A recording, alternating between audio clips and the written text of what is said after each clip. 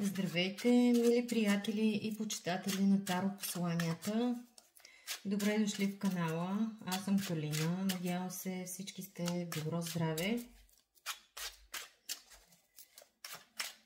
Днес ще направим едно четене за това какво ни предстои през следващите 7 дни. Седмицата от 24 до 30 ноември. Това е последната седмица от месец ноември. Сега, ако сте готови, отпуснете се.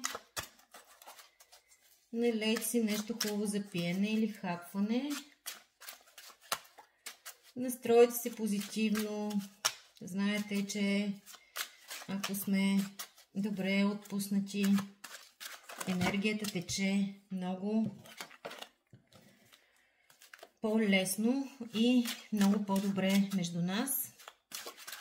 Най-напред ще видим кои сте вие, каква енергия сте и така ще можете да разберете дали това видео е за вас. Дали ще ви отговаря. Нека да видим кои са хората, които ме гледат. Какви са хората, които ме гледат? Някои от вас тук са в енергия, в която се опитват да балансират. Имаме тук една огнена кралица.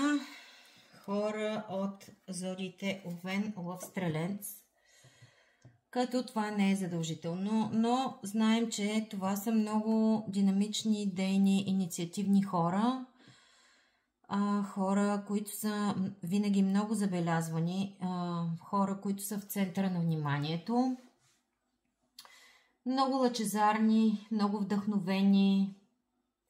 Хора на изкуството, хора, които отстояват своите виждания, своите решения.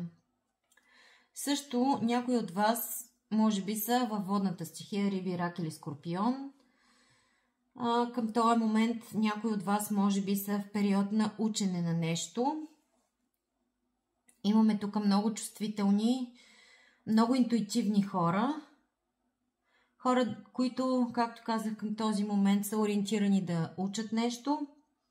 Може би някои от вас са в по-млада възраст така или с младежки вид.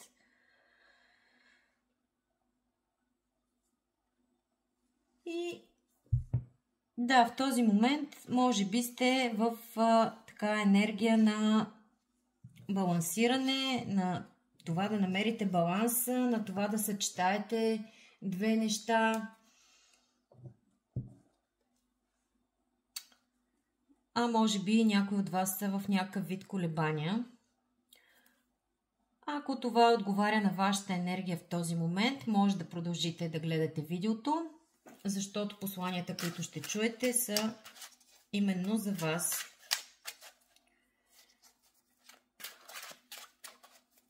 Използвам възможността да благодаря на всички мои абонати в YouTube, на всички последователи в TikTok. Благодаря ви много за коментарите, за харесванията и за споделянията. Много съм ви признателна. И сега да видим какво ни предстои, какви изненади и предизвикателства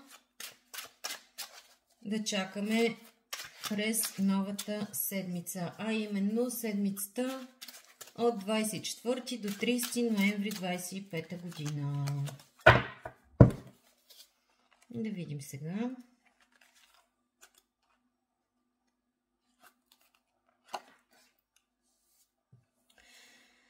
За някой от вас тази седмица ще е в енергията на новините.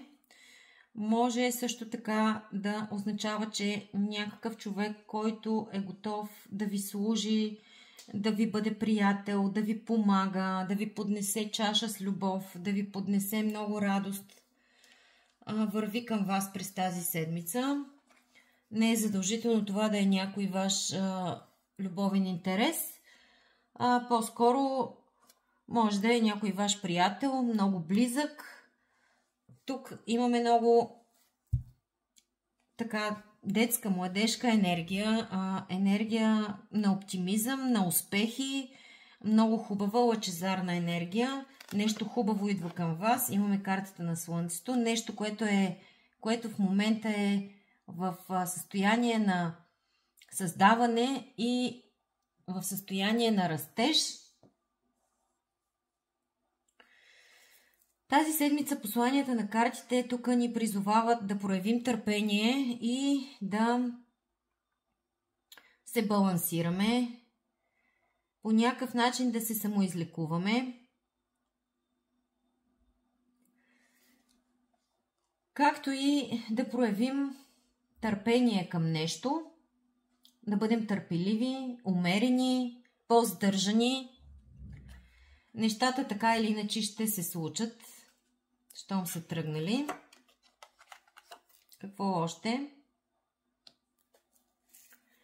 Дамите, които са в тази аудитория, може би е време да влезнат в една женска енергия, в енергия на грижа, на стабилност. Тази седмица това предстои. Ще сте ориентирани към това да полагате грижи за семейството, за дома, всички да са щастливи, на всички да им е удобно. Вие ще сте много щедри, практични. Какво още предстои през тази седмица да видим? Няма да остане назад и енергията на премислене, на внимателно обмисляне на решенията. Много дами от вас тук са доста независими, а може би през тази седмица ще влязат в енергията на това да са по-независими, по-отстояващи се, по-резки, по-хладни, по-обмислящи. Да, и в никакъв случай няма да се поддават на нечии влияния, прищевки, а по-скоро ще бъдат доста категорични много от вас. Тази седмица мъжете от аудиторията на канала може би са бащи, може би тази седмица ще имат едно такова осъзнаване, че трябва да влезнат в по-авторитетна, по-авторитарна енергия, енергия на грижа, пак на това да трупат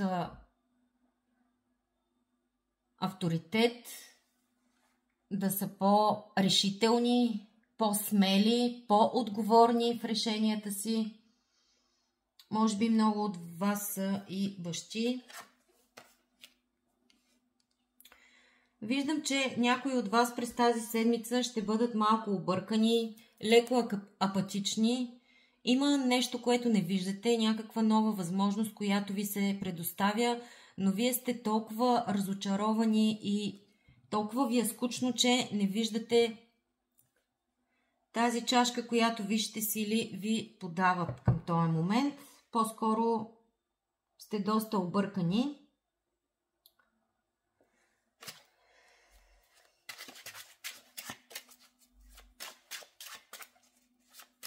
Може би е време да излезете от тази обърканост, да се заявите, да отстоите вашите решения, вашите виждания, да защитите мнението си, да се докажете един вид, да поемете някаква инициатива.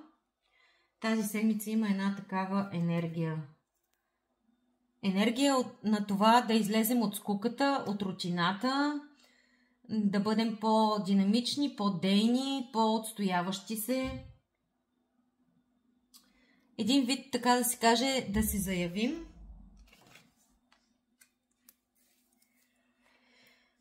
За тази седмица също така излизат и карти на абсолютно щастие, абсолютно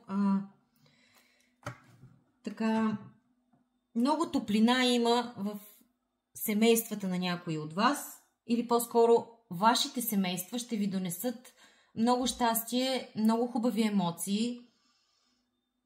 Ще се чувствате част от нещо голямо.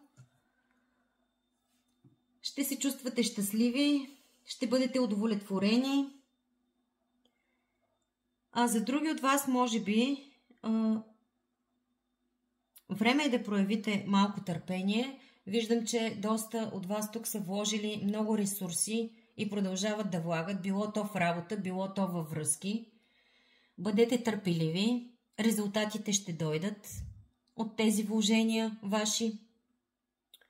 Важното е да сме балансирани, търпеливи и позитивни. Така видях посланията за тази седмица. Благодаря ви отново, че бяхте с мен. Бъдете усмихнати и здрави. Успешна седмица ви желая. До скоро!